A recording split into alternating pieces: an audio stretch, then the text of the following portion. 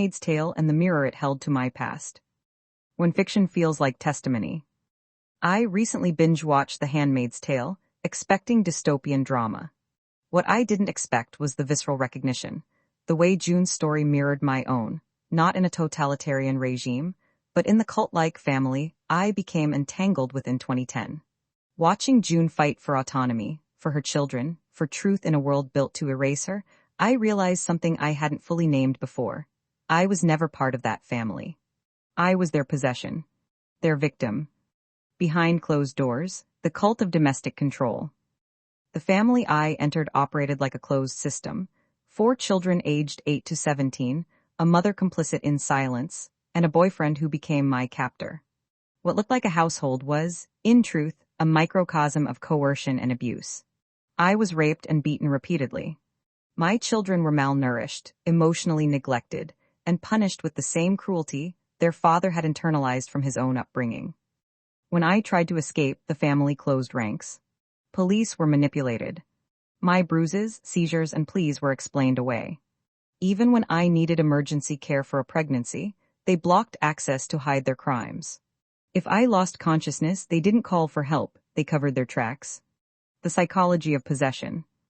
What The Handmaid's Tale illuminated for me was the psychology of possession.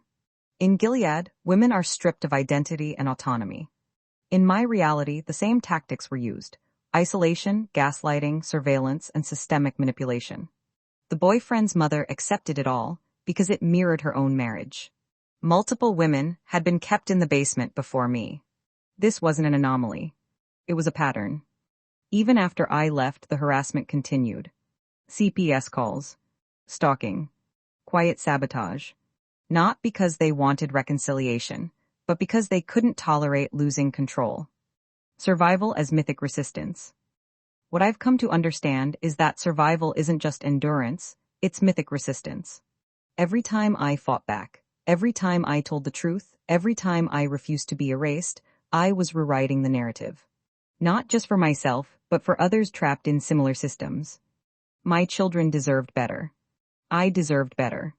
And while the scars remain, so does the fire. The only hope is to never quit. To keep fighting. To keep naming what was done. To keep building frameworks that expose, protect, and empower. For others who see themselves in June. If you watched The Handmaid's Tale and felt something deeper stir, if you saw your own story reflected in the shadows, know this: you are not alone. The systems that betray us thrive on silence. But truth-telling is a weapon. And healing is a revolution.